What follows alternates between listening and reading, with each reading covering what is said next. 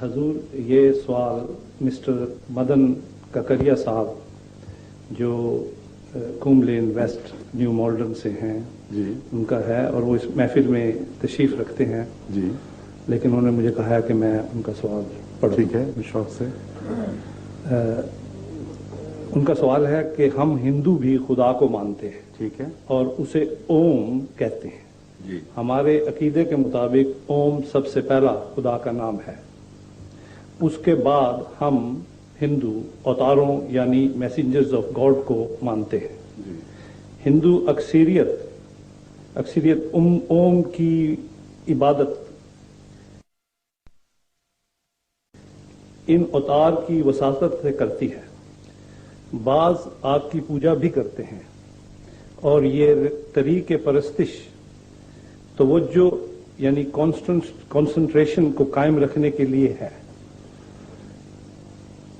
توحید پرستی، اوم پرستی باوساطت اوتار۔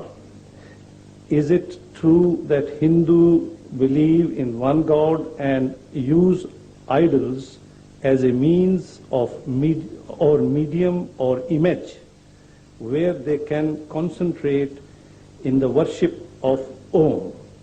Is this method all right for concentration? کیا یہ طریق عبادت توجہ کو قائم کرنے کے لیے درست ہے؟ میرے نزدیک یہ محض نفس کا دھوکہ ہے، اور سوال کرنے والے اگر خود اپنے نفس میں ڈوب کے دیکھیں تو ان کو معلوم ہوگا کہ اوم تو کہیں اوپر کہیں موجود ہے۔ جو مانگا جاتا ہے وہ دولت ہو تو لکشمی دیوی سے مانگی جاتی ہے، بیٹے لینے ہو تو ایک اور خدا سے مانگے جاتے ہیں، اور ہر چیز کے لیے دیوی دیوتا بن چکے ہیں۔ جب توجہ اس کی طرف مرکوز کرتے ہیں تو دو غلطیاں پیدا ہوتی ہیں۔ اول یہ کہ وہ دیوی بھی نظر نہیں آ رہی، وہ دیوی نظر نہیں آتی، اس کا ایک بت دیکھتے ہیں، اور بت کو اس طرح بناتے ہیں کہ اس سے اتنا مرعوب ہو جاتے ہیں وہ بت ہی ذہن پر اور نفسیات پر حاوی ہو جاتا ہے۔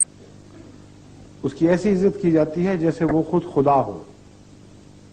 اگر صرف کنسنٹریشن کے لیے کچھ کرنا ہو تو لکڑی کا ٹکڑا سامنے رکھ لو، کوئی مٹی کا گولا سامنے رکھ لو، تو کنسنٹریشن والی بات تو پوری ہو جاتی ہے۔ مگر آپ نے عبادت کی، ٹھوکر مار کے اس کو ایک طرف کر دو کہ تو مٹی ہی ہے۔ مگر ایسے بت کو جب کہا جائے کہ یہ دیوی نہیں، یہ بت ہے، تو اس پر خون خرابہ ہو جاتا ہے۔ ایسے بت کو نقصان پہنچایا جائے تو جو مٹی پتھر کا بت تھا یا لکڑی کا یا کسی دھات کا بت تھا، اس کے بدلے انسان کی ہڈیاں توڑی جاتی ہیں، اس کا خون بہایا جاتا ہے، حالانکہ خدا کو تو کچھ نہیں ہوا، وہ خدا اور ہے۔ تو یہ نفس کا بہانہ ہے میرے نزدیک۔ اگر بہانہ نہیں تو نفس کا دھوکہ ہے، ایک نفسیاتی سایہ پڑ جاتا ہے ایسے لوگوں کے دل پر۔ کہتے تو یہ ہیں کہ ہم نے ان کو ذریعہ بنایا ہے، مگر توجہ الا ماشاءاللہ، یعنی میں ہر ایک کے متعلق تو نہیں جانتا، مگر عمومی فتویٰ یہی ہے۔ میں ایسے ماحول میں پیدا ہوں جہاں میرے چاروں طرف ہندو بستے تھے، ہمارے گھر کے سامنے ہمسائے میں ہندو رہتے تھے۔ وہ پیپل کی جب پوجا کرتے تھے تو خدا کی نہیں کیا کرتے تھے، پیپل ہی کی پوجا کرتے تھے۔ بت سامنے رکھتے تھے تو اس بت ہی کو وہ اہمیت دیتے تھے۔ اس لیے یہ کہانیاں بھی وہ ملیں گی کہ بت نے دودھ پی لیا، بت نے آنکھیں کھولی، بت نے حرکت کی۔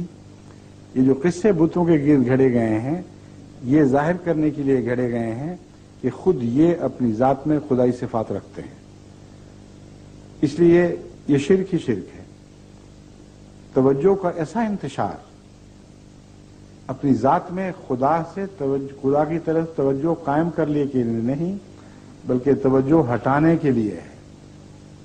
اس لیے آخری خدا کے تصور سے کچھ نہیں مانگا جاتا، ان جھوٹے مصنوعی تصورات سے مانگا جاتا ہے۔ اب یہ بات دوسرے پہلو سے بھی غلط ہے۔ میں نے کہا تھا دو نقص ہیں اس میں۔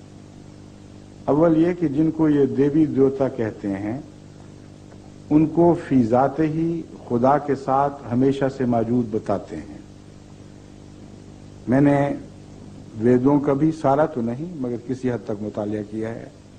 भगवद गीता तो मैं बहुत ही मद्दाह हूं, अजीमुशान किताब है, उसका भी मुतालिया किया है। मैं आपको बताता हूं, असल अकीदा यह है कि जिस तरह खुदा हमेशा से है यानी ओम, उसी तरह उसको इंद्र भी कहते हैं, बाज परमात्मा भी कहते हैं, मगर उसके साथ हम मसलन ब्रह्मु भी कहते हैं, उसके साथ और भी हैं, वो सब के सब हमेशा से हैं।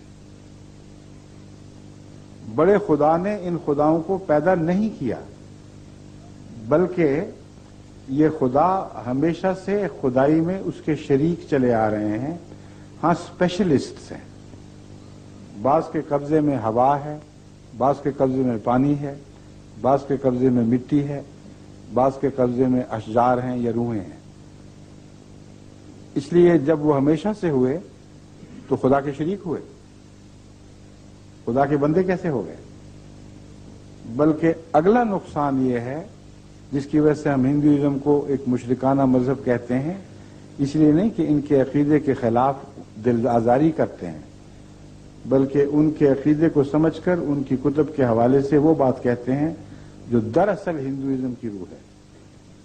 वो ये है कि खुदा तो रूहों का पैदा करने वाला भी नहीं है, खुदा तो मादे का पैदा करने वाला भी नहीं है।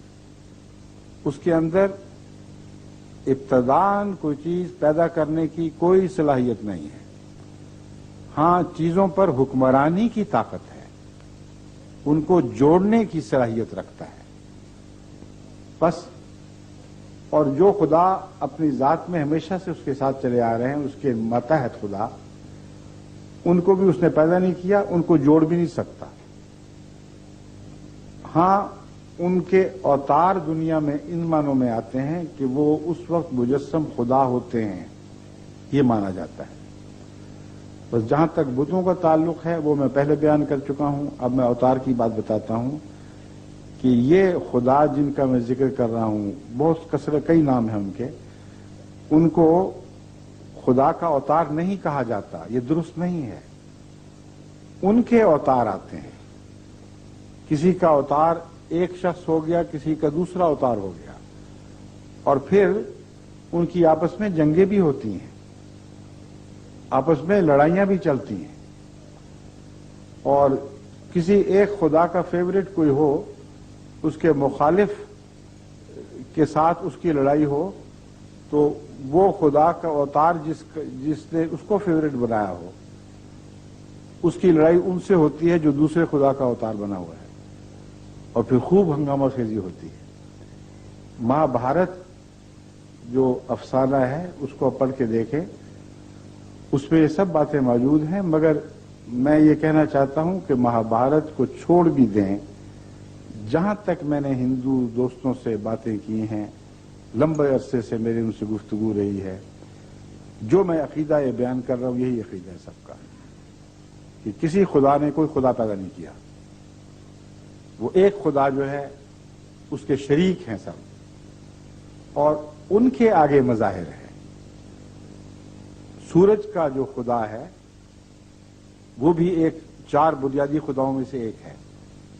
सूरज उसका मजहर है, मगर वो खुदा का मजहर नहीं है, वो अपनी जात में खुदा है। इसलिए मैं बड़ी माजरत के साथ साहिल से गुजारिश करता हूं कि हिंदुइज्म का मुतालिया इस नजर से करके देखें तो आप मेरी तमाम बातों को सच्चा पाएंगे।